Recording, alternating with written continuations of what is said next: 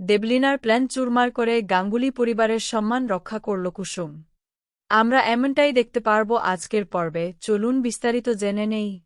শুরুতে দেখা যায় দেবলিনা আজুশকে বলে, ফাইনালে আজকের এই প্রতিযোগিতায় তোমরা হেরে গেলে, তোমাদের হারতে দেখে আমার খুব ভালো লাগছে, বিশ্বাস করো, কিন্তু একটা কথা, তোমাদের লোগো আর তোমাদের থাকলো না, এটা খুবই দুঃখের বিষয়।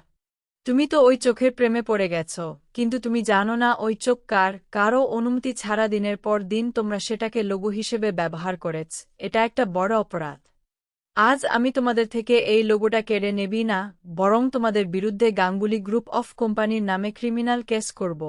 যে লোগোর কপিরাইট আমার, সেটাই তোমরা এতদিন ব্যবহার করেছ, তোমরা সবাই জেলে যাবে। তখন ইন্দ্রাণী দিয়েত গলায় বলে, শকুনের অভিশাপে কোনোদিন গরু মরে না।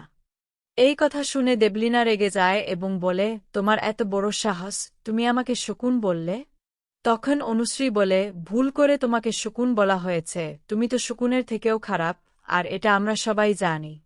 দেবলিনা তখন হুমকি দিয়ে বলে, যত হাসি তত কান্না, এখন যত খুশি হাসো, খুব শিগগিরই দেবলিনা চ্যাটার্জি তোমাদের সবাইকে কাঁদিয়ে ছাড়বে।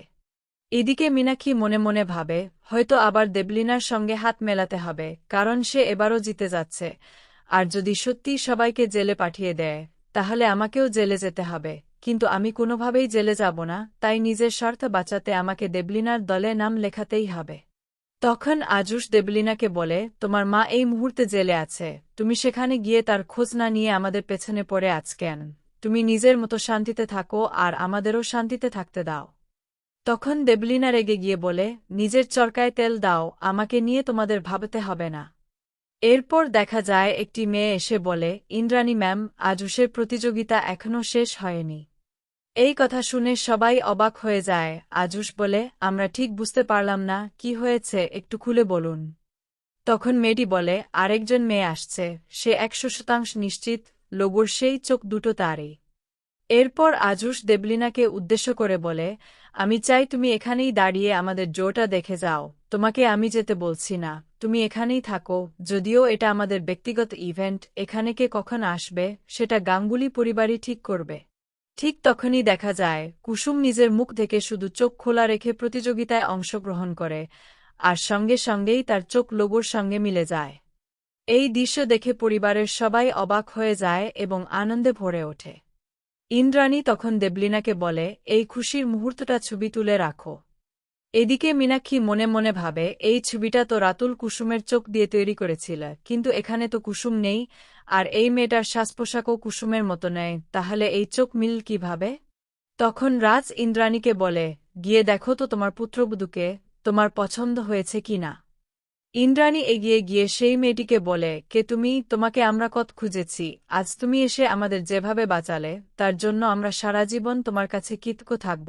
তোমার নাম কি? এই কথা শুনে কুসুম চুপ করে থাকে। তখন রাজ বলে, কি ব্যাপার মা, তুমি তোমার নাম বলছো না কেন?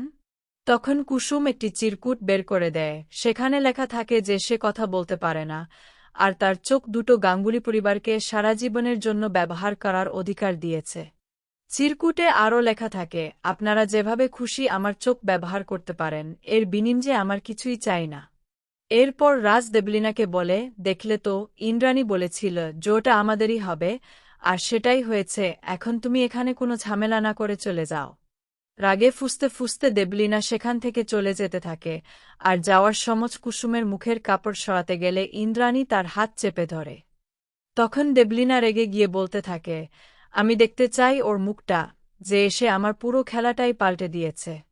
আয়ুষ রাগ করে বলে, তোমার এত বড় সাহস কিভাবে হয় ওর গায়ে হাত তোলার? এদিকে কুসুম মনে মনে বলে, দেবলিনা ম্যাডাম, আমার খুব ইচ্ছে করছে আপনাকে দুটো কথা শুনিয়ে দিই, কিন্তু এখন পারছি না, তবে আপনার প্ল্যান আমি চুরমার করে দিতে পেরেছি, এটাই আমার সবচেয়ে বড় আনন্দ, প্রতিবারের মতো এবারও আমরা জিতেছি আর আপনি হেরে গেছেন। অন্যদিকে মীনাক্ষী মনে মনে ভাবে, না, দেবলিনা হারেনি, দেবলিনা সহ আমিও হেরে গেছি, এত প্ল্যান করার পরও যদি কুসুম এসে সব ভেস্তে দেয়, তাহলে তো সত্যিই আমি হেরে গেলাম, না, আমাকে আরেকবার চেষ্টা করতেই হবে, এই মেয়েটার মুখ দেখতে হবে। এরপর মীনাক্ষী পড়ে যাওয়ার ভান করে কুসুমের ওপর পড়ে, কিন্তু কুসুম তাকে ধরে ফেলে। তখন ঈশান বলে, কাকিমণি, তোমারও কি দেবলিনার মতো ওর মুখ দেখার ইচ্ছে? তখন ইন্দ্রাণী দেবলীনাকে কঠোরভাবে বলে, তোমার বিরুদ্ধে আমি ক্রিমিনাল কেস করব। আমাদের বাড়িতে এসে আমাদের হুমকি দেওয়ার জন্য আর আমাদের লোগো নিয়ে মিথ্যে অভিযোগ তোলার জন্য এখনই তুমি এখান থেকে বেরিয়ে যাও, না হলে আমি নিজেই তোমাকে বের করে দেব। দেবলীনার আগে ফুসতে ফুসতে চলে যেতে থাকে। যাওয়ার সময় কুসুমের দিকে বারবার তাকিয়ে মনে মনে ভাবে, এই মেয়েকে যার চোখ কুসুমের চোখের সঙ্গে মিলে গেল, আজ তো কুসুম ইন্দ্রাণীর সঙ্গে আসেনি, তাহলে কি এই মেয়েটাই কুসুম? এদিকে ইন্দ্রাণী কুসুমকে আশীর্বাদ করে বলে, ঈশ্বর তোমার মঙ্গল করুন। তখন রাজ আবেগে বলে, হ্যাঁ মা, আজ তুমি গাঙ্গুলি পরিবারের ব্যবসা আর সম্মান দুটোই বাঁচিয়েছ, তোমার চোখ আমাদের সৌভাগ্য এনে দিয়েছে। তো বন্ধুরা, এই ছিল আজকের পর্বের আপডেট। পরবর্তী আপডেট সবার আগে পেতে চ্যানেলটি সাবস্ক্রাইব করতে ভুলো না।